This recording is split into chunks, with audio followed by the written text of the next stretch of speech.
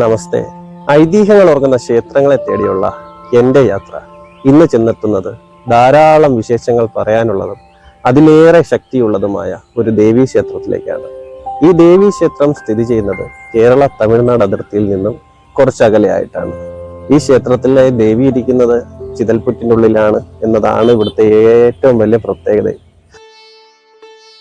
ഈ ക്ഷേത്രത്തിലേക്ക് ധാരാളം ഭക്തജനങ്ങൾ ടൂറിസ്റ്റ് ബസ്സിലും കാറിലുമൊക്കെ ആയിട്ടാണ് എത്തിച്ചേരാറുള്ളത്. എന്നാൽ പലർക്കും അത്തരത്തിൽ എത്തിച്ചേരുവാൻ ബുദ്ധിമുട്ടുള്ളവരായിരിക്കും. അത്തരക്കാർക്ക് വേണ്ടി ട്രെയിനിൽ എങ്ങനെ സുഖമായിട്ട് കുറഞ്ഞ ചെലവിൽ ഈ ക്ഷേത്രത്തിലേക്ക് എത്തിച്ചേരാമെന്നും ക്ഷേത്രത്തിന്റെ ഐതിഹ്യവും ഉത്സവവും പൊങ്കാല വിശേഷങ്ങളും കൂടാതെ ക്ഷേത്രത്തിലെ ദേവി തന്നെ നേരിട്ട് പ്രത്യക്ഷപ്പെട്ടു എന്ന് പറയപ്പെടുന്ന കഥയും ഒക്കെയാണ് ഇന്നത്തെ ഈ വീഡിയോയിലൂടെ പറയുവാൻ പോകുന്നത്.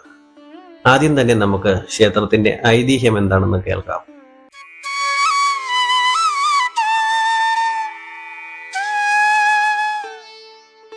നൂറ്റാണ്ടുകൾക്ക് മുമ്പ് കൊടും വനമായിരുന്ന ഒരിടം. ഇവിടെ കന്നുകാലികളെ മേയ്ക്കാൻ കൊണ്ടുവന്നതിനാൽ മന്തൈക്കാട് എന്നറിയപ്പെട്ടിരുന്നു. മന്തൈ എന്ന തമിഴ് വാക്കിനർത്ഥം കന്നുകാലികളുടെ ഒരു കൂട്ടം എന്നാണ്. കാലക്രമേണ മന്തൈക്കാട് പറഞ്ഞു പറഞ്ഞ് മണ്ടയ്ക്കാടായി മാറി. കോളറയും വസൂരിയും ഈ പ്രദേശത്തെ ഗ്രാമങ്ങളിൽ വ്യാപകമായി പടർന്നു പിടിച്ചിരുന്ന ഒരു കാലഘട്ടമുണ്ടായിരുന്നു. രോഗം ഭേദമാക്കാൻ മതിയായ ചികിത്സാ സൗകര്യങ്ങളില്ലാത്തതിനാൽ ജനങ്ങൾ ദുരിതത്തിലായി. ഒരു ഘട്ടത്തിൽ ഗ്രാമവാസികൾ മണ്ടയ്ക്കാടിൽ നിന്നും ഒഴിഞ്ഞു പോകുവാൻ വരെ തുടങ്ങി. അങ്ങനെയിരിക്കെ ഒരിക്കൽ ആദിശങ്കരന്റെ ഒരു ശിഷ്യൻ ശിവശക്തി ഐക്യരൂപത്തിൽ പരാശക്തി കുടികൊള്ളുന്ന ശ്രീചക്രവും വഹിച്ചുകൊണ്ട് ഈ പ്രദേശത്തെത്തി. ആ ശ്രീചക്രത്തിൽ അദ്ദേഹം രോഗദുരിതനാശിനി കൂടിയായ സാക്ഷാൽ ശ്രീ ഭദ്രകാളി ദേവിയെ കൂടി ദിവസവും പൂജിക്കുകയും പ്രാർത്ഥിക്കുകയും ചെയ്തു. തുടർന്ന് അദ്ദേഹം അമ്മയുടെ അനുഗ്രഹത്താൽ ജനങ്ങളുടെ രോഗങ്ങൾ സുഖപ്പെടുത്തി. ഗ്രാമവാസികൾ ഈ സന്യാസി തങ്ങളെ സഹായിക്കുവാൻ വന്ന ദേവനാണെന്ന് വിശ്വസിക്കുകയും അദ്ദേഹത്തെ ആരാധിക്കുകയും ചെയ്തു. വളരെ കാലം അവിടെ താമസിച്ച സന്യാസി ശ്രീചക്രം നിലത്ത് സ്ഥാപിച്ച് പൂജയിലും ധ്യാനത്തിലും മുഴുകി. കാലക്രമേണ അതിനു ചുറ്റും ചിതൽപുറ്റുകളും വളർന്നു.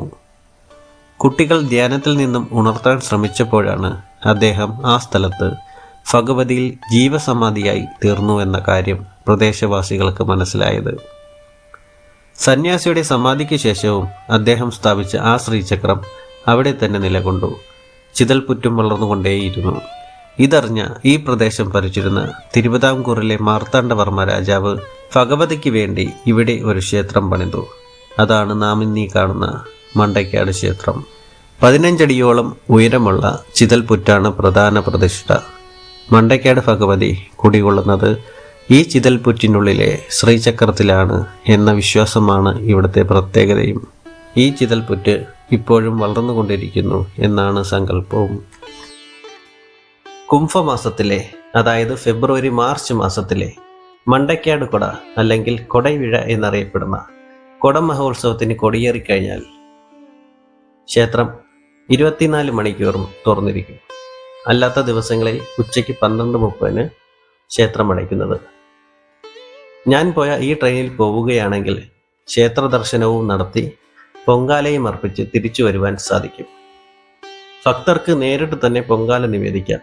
പൂജാരിമാർ വന്ന് നേദിക്കണമെന്ന നിർബന്ധം ഈ ക്ഷേത്രത്തിലില്ല. പൊങ്കാലയ്ക്ക് വേണ്ട കലം മുതൽ ചൂട്ടും കൊതുമ്പും വരെ ഈ പൂജാ മണ്ഡപത്തിൽ നിന്നും കിട്ടും. എന്നാൽ ഇപ്പോൾ ഉത്സവകാലമായതിനാൽ ഇവയൊക്കെ വീട്ടിൽ നിന്നും തന്നെ കൊണ്ടുവരുന്നതായിരിക്കും ഉചിതം. പണ്ട് വിശന്നു വലഞ്ഞ ഒരു ദേവി ഭക്തനായ വ്യാപാരി ഈ പ്രദേശത്തിലൂടെ കടന്നുപോയപ്പോൾ അദ്ദേഹത്തിന് ഭക്ഷണം നൽകുവാനായി ദേവി തന്നെ ഒരു വൃദ്ധയുടെ രൂപത്തിൽ എത്തിച്ചേർന്നു എന്ന ഒരു വിശ്വാസം ഇവിടെയുണ്ട്. അതിനാൽ ഭക്തജനങ്ങൾ, പ്രത്യേകിച്ചും സ്ത്രീകൾ, ഇരുമുടി കെട്ടുമായിട്ടാണ് ഈ ക്ഷേത്രത്തിലേക്ക് എത്തിച്ചേരാറുള്ളത്. അതിനാൽ സ്ത്രീകളുടെ ശബരിമല എന്നും ഈ ക്ഷേത്രം അറിയപ്പെടുന്നു. ഇനി ട്രെയിനിൽ എങ്ങനെ എത്തിച്ചേരാമെന്ന് നോക്കാം. Train number 06635 Punalur Nagercoil special ട്രെയിനാണ്.